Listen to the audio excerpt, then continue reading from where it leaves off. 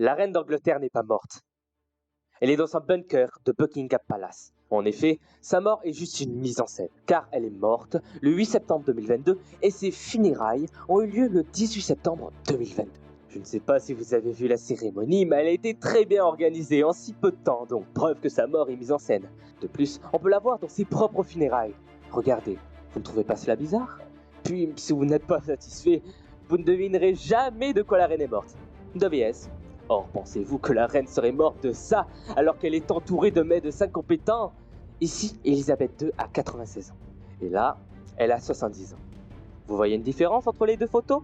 Non, normal. La reine d'Angleterre a élaboré un remède pour arrêter de vieillir. Pour quelle raison aurait-elle simulé sa mort, allez-vous me dire? Nous avons de gros soupçons sur le fait qu'elle voulait taire un secret royal qui avait de grosses chances d'être dévoilé. Et maintenant, devinez qui est mort une semaine avant la reine d'Angleterre? Gorbatchev. Aurait-il un lien avec ce secret que la reine voulait préserver? On sait qu'ils se sont rencontrés en 1989 et ont signé des accords en rapport avec des réformes pour l'URSS. Mais aurait-il pu discuter d'autres choses comme ce secret? Vous allez me demander quel secret la reine voulait préserver. Nous pensons que ce secret pourrait avoir été compromis avec la guerre en Ukraine, qui s'est déclenchée 7 mois avant sa mort, et donc que cette information pourrait compromettre la paix mondiale. Elle aurait donc mis en scène sa mort pour éviter d'être torturée par des espions russes ou que ce secret lui soit arraché de quelconque manière. On rappelle quand même que le groupe Wagner, dit armée secrète de Poutine, n'a été officialisé que le 26 septembre 2022. Cela commence à faire beaucoup de choses qui se sont passées en septembre 2022 pour que ce soit ignoré. Avez-vous cru à notre théorie du complot? Probablement que non.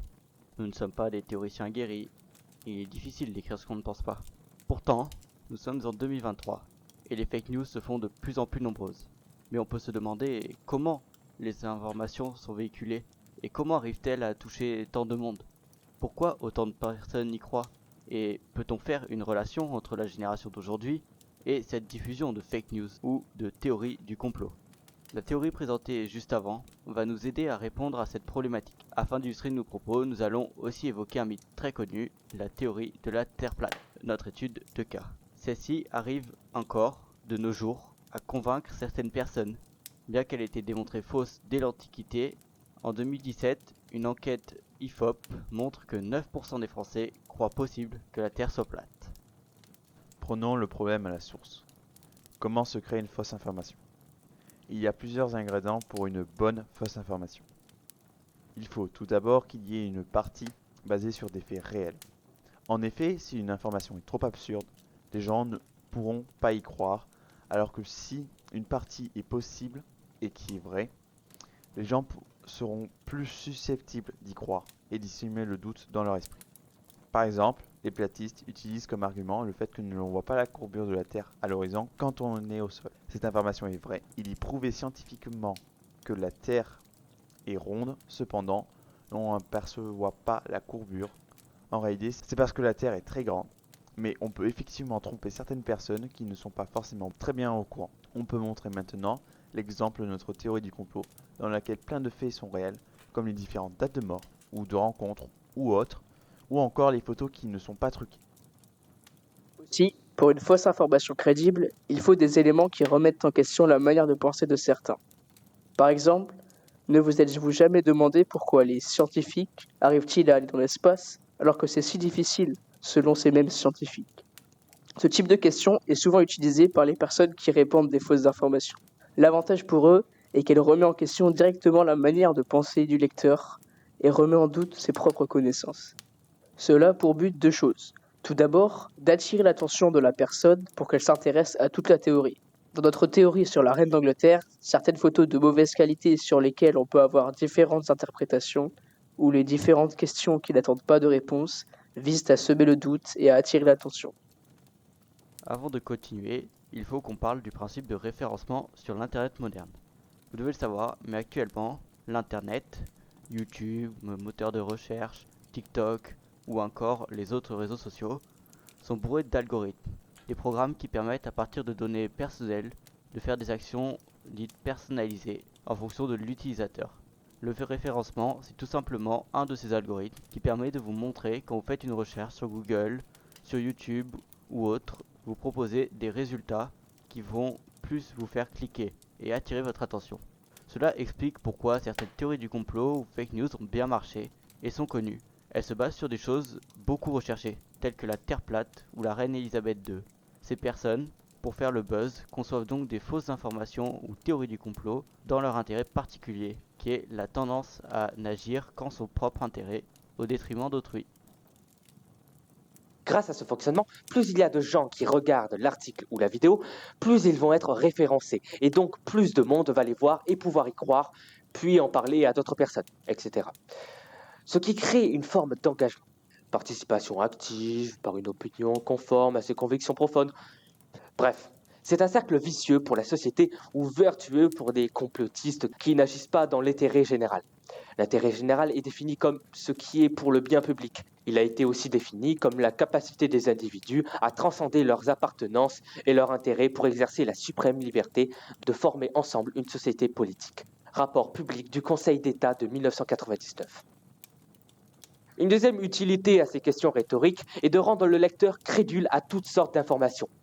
Après avoir préparé le lecteur, on va pouvoir le cuisiner à sa sauce.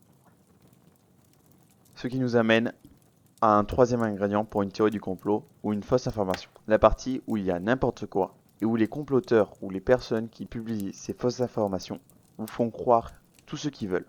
Après vous avoir fait douter et avoir conquis votre confiance, on peut faire passer n'importe quelle information, qu'elle soit vraie, fausse, stupide. Et c'est à cet endroit que le plus de dégâts sont faits, car les informations y sont totalement fausses, mais beaucoup de personnes se font prendre dans le piège.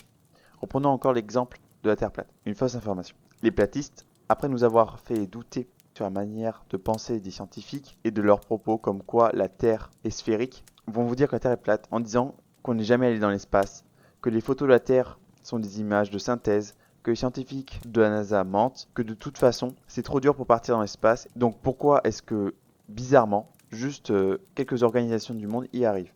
Dans notre théorie du complot, plusieurs informations sont totalement fausses. Le fait que la reine d'Angleterre ne soit pas morte, le fait qu'elle ait un remède contre le vieillissement, ou sa peur d'être torturée par les Russes. Grâce à cette fausse information assimilée, on peut faire passer des informations toujours plus fausses et plus grosses les unes que les autres en se basant sur les toutes petites premières fausses informations. On ne voit pas la courbe de la Terre, donc la Terre est plate, donc la NASA nous ment, donc on n'est jamais allé dans l'espace, et ainsi de suite. De nos jours, les informations se diffusent de toutes sortes de manières, via toutes sortes de médias, comme la radio ou la télévision, en plus des réseaux sociaux cités plus tôt, tels que Instagram, YouTube et les champions dans le domaine de la fausse information, Truth Social, le réseau créé par Donald Trump. Pas étonnant, du coup. Mais comment les journalistes de ces différents médias, ou ces médias en eux-mêmes, décident des informations qu'ils vont choisir ? Tout d'abord, qu'est-ce que la diffusion d'une information ? Elle consiste à la sélection et à l'acquisition, puis le traitement, savoir si une information est une fake news ou non, par exemple, et à la troisième fonction, celle qui justifie pleinement l'existence du service de documentation, la fonction de sortie, stockage d'informations. Puis, comment les journalistes arrivent-ils à trouver ces informations ? Il existe plusieurs manières. Premièrement, les journalistes de terrain, comme on peut retrouver pour couvrir la guerre en Ukraine, par exemple. Ces journalistes récupèrent directement l'information sans intermédiaire entre l'origine et eux. Les interviews, qui permettent aux journalistes d'avoir une information grâce à l'intermédiaire d'un témoin qui est plus ou moins proche des faits et donc plus ou moins fiable. Enfin, il y a les blogs, les réseaux sociaux.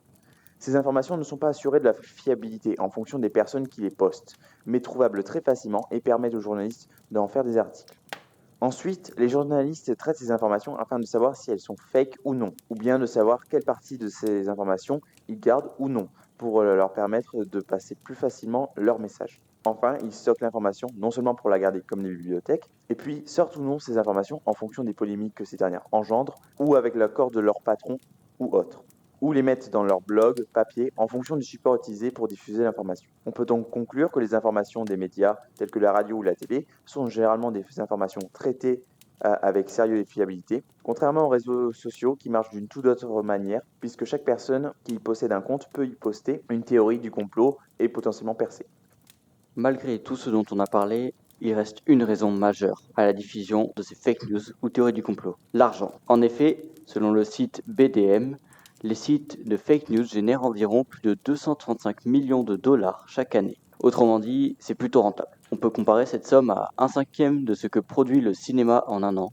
Pour lutter contre ce business bien rentable, certaines plateformes se mobilisent pour supprimer leurs posts ou arrêter de recommander ces posts. C'est le cas de YouTube qui a décidé le 25 janvier 2019 d'enlever la recommandation sur toutes les vidéos complotistes.